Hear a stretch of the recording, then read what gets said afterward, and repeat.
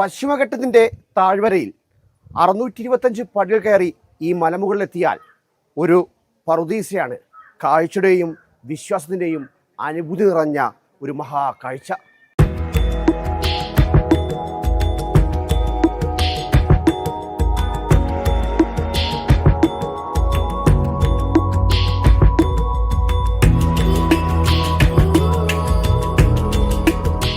പശ്ചിമഘട്ടത്തിൽ 400 അടി ഉയരത്തിൽ തലയുയർത്തി നിൽക്കുന്ന ചെങ്കോട്ട തിരുമലൈക്കോവിൽ.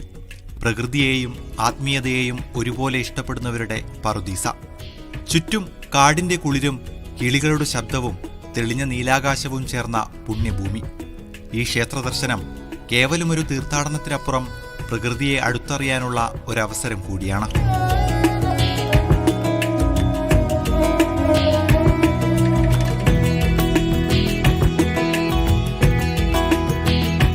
പഴനിമല മുരുകന്റെ ചൈതന്യം ഇവിടെയുണ്ടെന്നാണ് ഭക്തരുടെ വിശ്വാസം.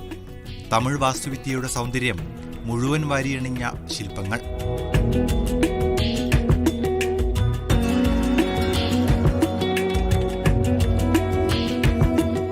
ഐതിഹ്യത്തോട് കെട്ടുപിണഞ്ഞു കിടക്കുന്ന ക്ഷേത്രക്കുളം.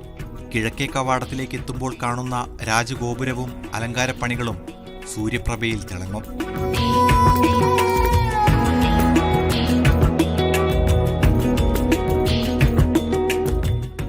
മേഘത്തൊപ്പിച്ചാർത്തിയ പശ്ചിമഘട്ട മലനിരകൾ.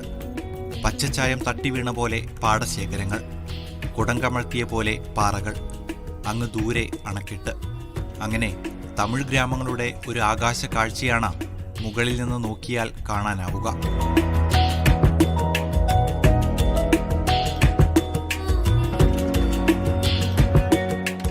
തിരുവല്ലക്കോവിലിൻ്റെ പടിവാതിക്കൽ എത്തുമ്പോൾ അതായത് ഈ ഭാഗമെല്ലാം കാണുമ്പോൾ നമുക്ക് മനസ്സിലേക്ക് ആദ്യം ഓടിയെത്തുക പുഷ്പ 2 ഗാനരംഗങ്ങളും അല്ലാതെയുള്ള സീനുകളെല്ലാം തന്നെയാണ് കേട്ടോ. എല്ലാം പല പല ലൊക്കേഷൻ അവിടെ ഇവിടെയൊക്കെയായിട്ട് ലൊക്കേഷൻ ആണ്. പിന്നെ അതോടൊപ്പം തന്നെ ഇവിടെയാണ് എൻട്രി ഫീസ്. അങ്ങനെ കോവിൽ ടൈം എപ്പോൾ രാവിലെ കാലയിലെ ഈ അമ്പലം വന്നിട്ട് രാവിലെ 6 മണിക്ക് ഓപ്പൺ ചെയ്യും.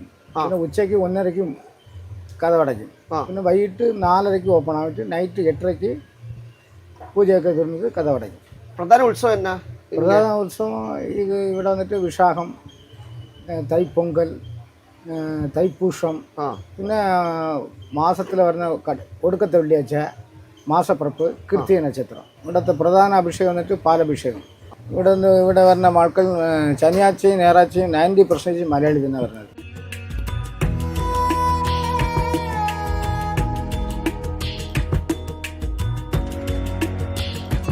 തമിഴ്നാട്ടിലെ തെങ്കാശി ജില്ലയിൽ കേരള അതിർത്തിയോട് ചേർന്നാണ് ക്ഷേത്രം സ്ഥിതി ചെയ്യുന്നത്. കൊല്ലം തെന്മനയിൽ നിന്ന് ഏകദേശം 40 കിലോമീറ്റർ ദൂരം. ചെങ്കോട്ട പട്ടണത്തിൽ നിന്ന് ഏകദേശം 8 കിലോമീറ്റർ മാത്രം. മലമുകളിലേക്ക് 625 പടികൾ കയറി നമുക്ക് ദർശനത്തിലെത്താം. ഇനി അതല്ലെങ്കിൽ 10 രൂപ നൽകിയാൽ സർവീസ് ഉണ്ട്. താഴെ നിന്ന് ഇങ്ങനെ ബസ് വന്നുകൊണ്ടിരിക്കും. ഇത് നമ്മുടെ സ്വന്തം വാഹനത്തിലാണെങ്കിൽ ഒരു വാഹനത്തിന് 50 രൂപയാണ് എൻട്രി ഫീസ്.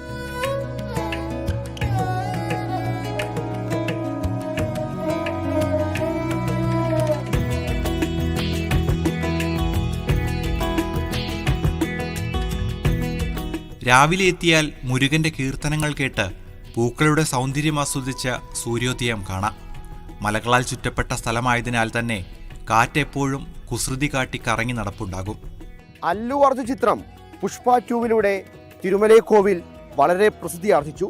തരുൺമൂർത്തി മോഹൻലാൽ ചിത്രം തുടരുമെന്ന സിനിമ വളരെ ഹിറ്റായി. അത് പിന്നാലെ ലാലേട്ടൻ വന്നിവിടെ ശൂലം സമർപ്പിച്ചു.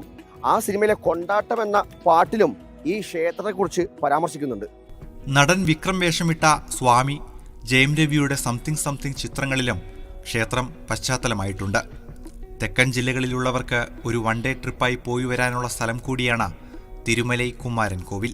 കാഴ്ചകൾ കൊണ്ടും വിശ്വാസം കൊണ്ടും മനസ്സിനും ശരീരത്തിനും നല്ല അനുഭൂതിയാണ് തിരുമലൈക്കോവിൽ. എന്തായാലും അടുത്തൊരു വീഡിയോയുമായി വീണ്ടും കാണാം. തൽക്കാലം വിട്ടേക്കുന്നു. ബൈ.